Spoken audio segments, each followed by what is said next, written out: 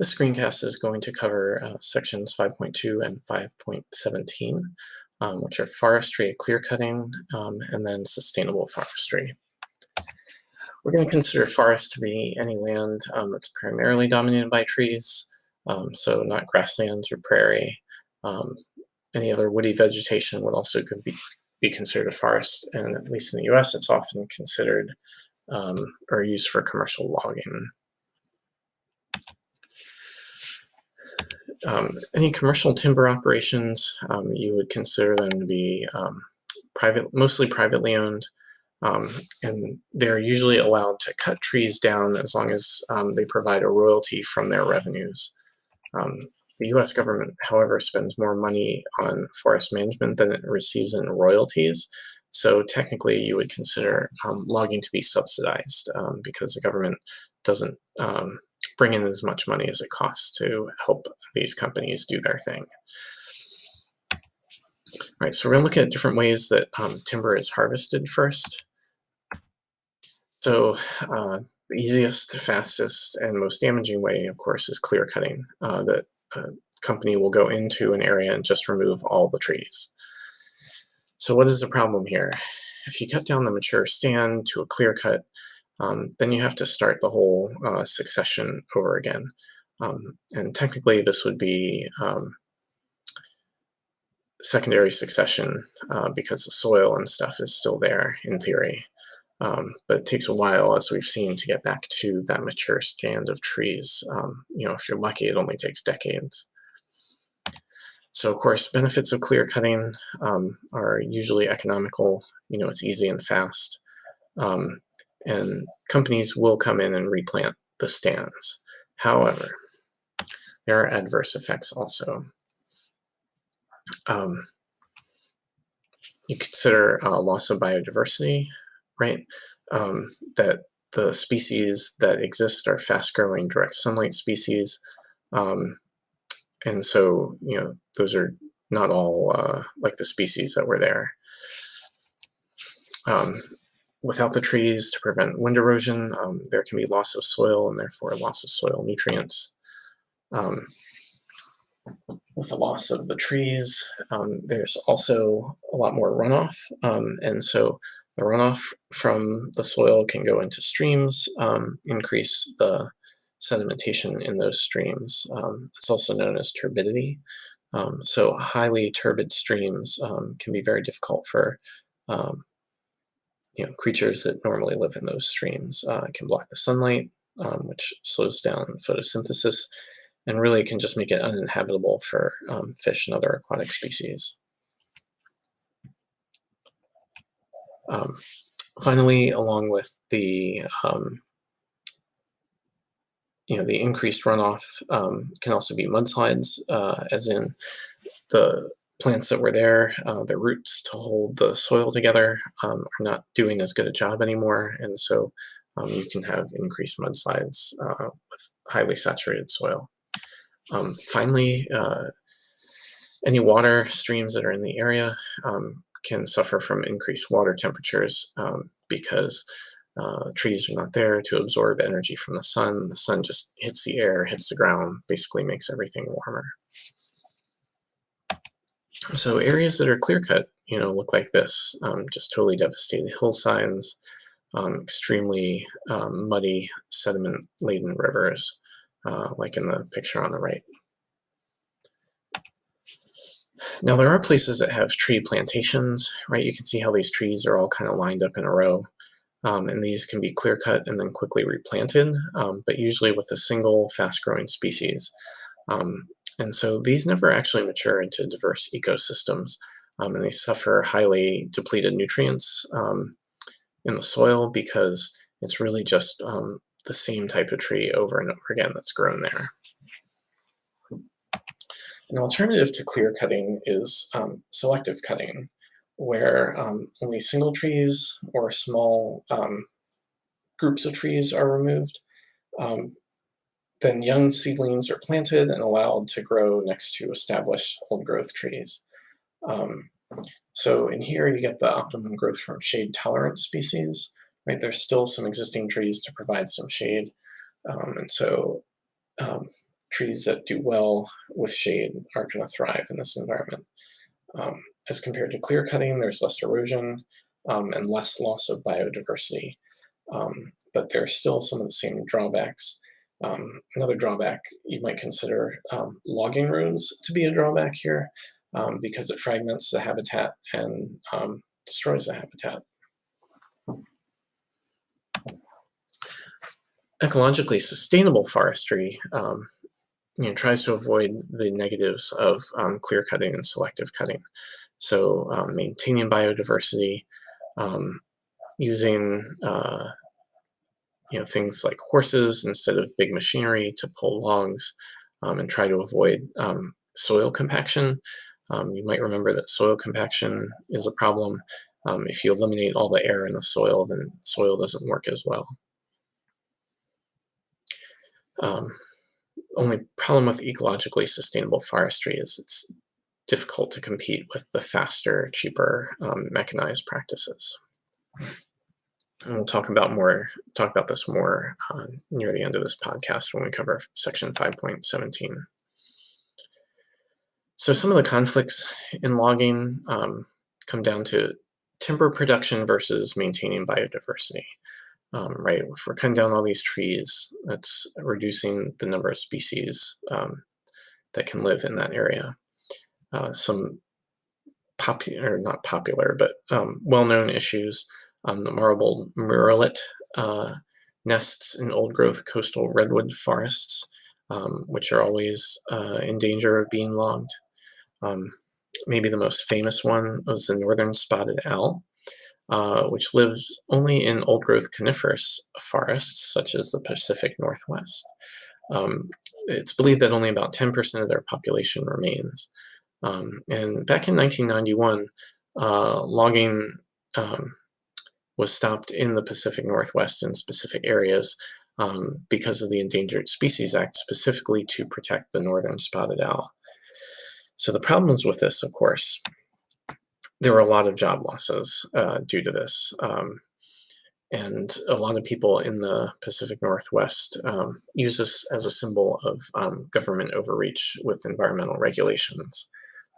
So that was not a good outcome, right? We don't need people who don't want environmental regulation.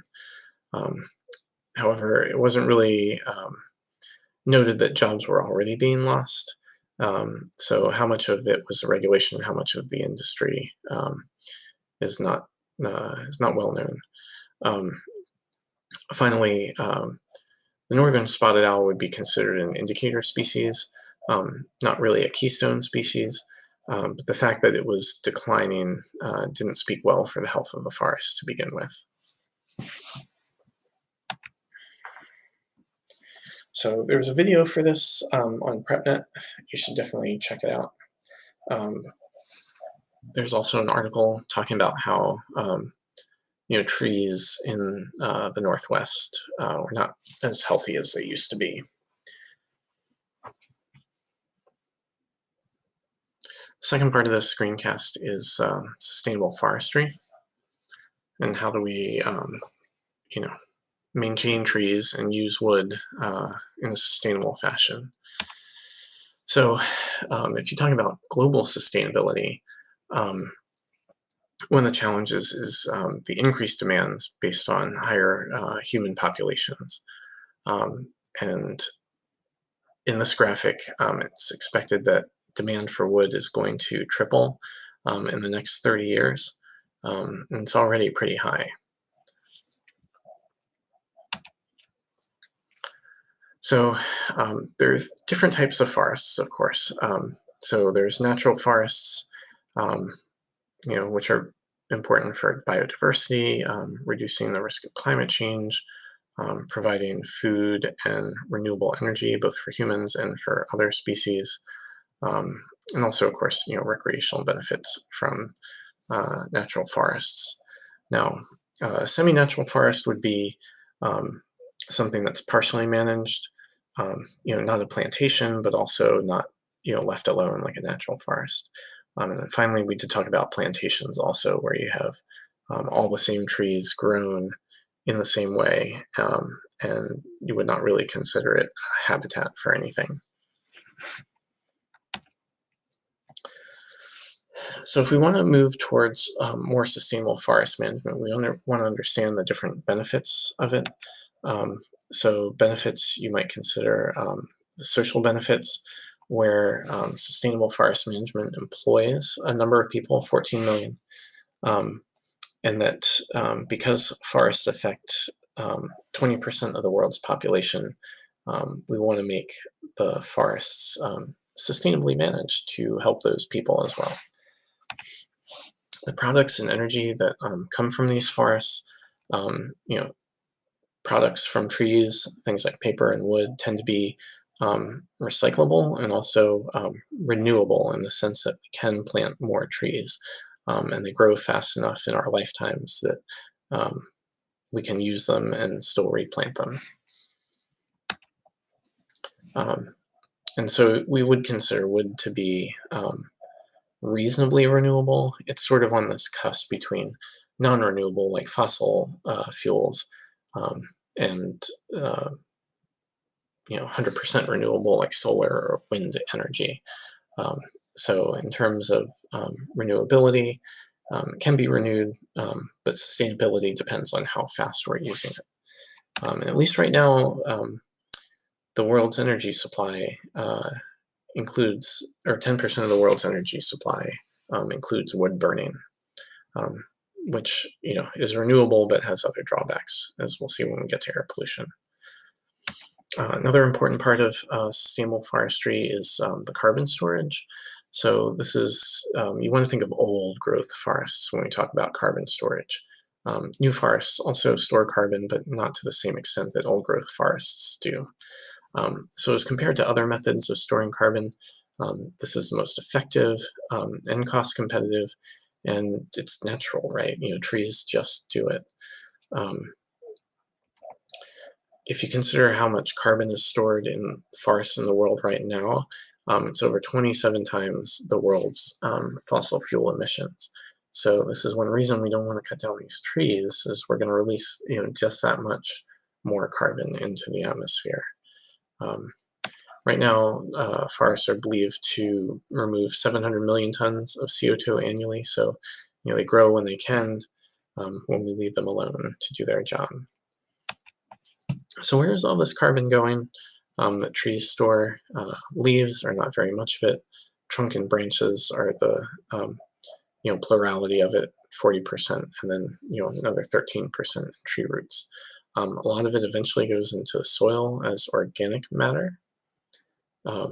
So it's not just in the trees itself, but the soil that the trees help maintain as well.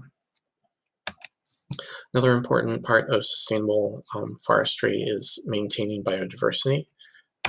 So 80% of the world's species actually live in forests. And having some managed forests is probably good, because it reduces the pressures on natural forests to be used for resources and so forth. Important thing, though, to maintain the biodiversity is to not fragment those ecosystems, right? Every time you run a road through a forest, right, it cuts off some number of populations from each other. We want to avoid doing that. Another benefit to sustainable forestry is water resources, right? So certain types of forests, especially in, or trees, especially in swamps and wetlands, are good at controlling floods, and also good at mitigating droughts. Of course, these trees reduce erosion, right? So helps mitigate that potential danger from water, and generally protects the watersheds, as in, water that comes into the watershed goes where it would normally go if the forests are still there. Whether it's groundwater or surface water and so forth. Where does our water come from? Like 75% of the fresh water passes through forests at some point, and then ends up in a place where hopefully we can use it. So places that have been deforested, we can fix that with reforestation, right? Planting trees. Um, and if we reduce the demand for clear-cut wood, right? If we instead buy ecologically sustainable wood, then the demand is reduced for the other type of wood. Finally, wood is reusable. So anytime you can reuse a piece of wood, that's another tree that isn't going to be cut down later on. It's important that we protect forests from disease, right? So in agriculture, we talked about integrated pest management, um, and also removing trees that are suffering from disease so the disease doesn't spread um, to other trees. Humans do some amount of fire management, which has some pros and some cons, of course. Um, as we've seen, fire is a natural process in a number of ecosystems. Um, and so it's important to maintain the nutrient cycling that occurs when a certain amount of biomass is killed by a fire, and then those nutrients are returned to the soil. Um, it's also, fires are important for providing space for early successional species, right? Um, that it takes out some of the old dead trees, providing space for new trees. Of course, you know, part of the issue here with the fire management is that it's not always natural. Um, there's some amount of prescribed burning that goes on, although not as much as it used to be. Um, so in some areas where fires are suppressed, the dead biomass builds up, um, and large fires can rage out of control when there's too much fuel. So this is one of the problems that California is having right now. There are a lot of places where prescribed burns have been put off or avoided because of droughts. They weren't sure they would be able to control them, but then the natural wildfires happen, and things get out of control anyway. One of the worst wildfires was back in 1988. When a third of Yellowstone National Park was burned. We mentioned California wildfires. So due to climate change, there's increased temperatures and also drought, which is a difficult combination as far as getting through without too many wildfires. You can see on this figure, it shows number of wildfires for each year since 1970 up to 2017. There have been generally more frequent and greater numbers of wildfires in the last 20 years than there were in the previous 30 and 40 years. Part of the issue, of course, is increased human development, right? The more humans there are, the closer we are to the forests, which is kind of a problem. So like we were saying, it is more hot and more dry. And if you look at this chart from NOAA, you can see that in the years 2000 to 2017, and then also including 2018, all of them are above average for temperature. And then, some are above average for precipitation, but some of them, including 2018, were below average for precipitation.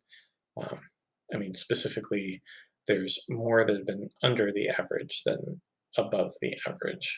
That's why so many of the fires are so devastating. Right, California is dry, right? A lot of California is chaparral, but then when you put a drought on top of that, makes it a bigger problem. So, certain parts of California that are especially dry. Southern California near the coasts, Northern California near the Oregon border, not so abnormally dry in the center.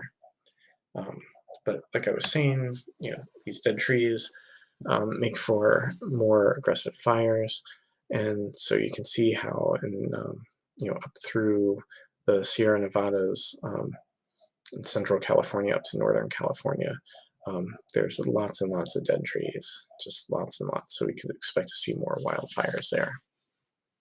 All right, so that's our podcast on clear cutting and sustainable forestry. Please let me know if you have any questions.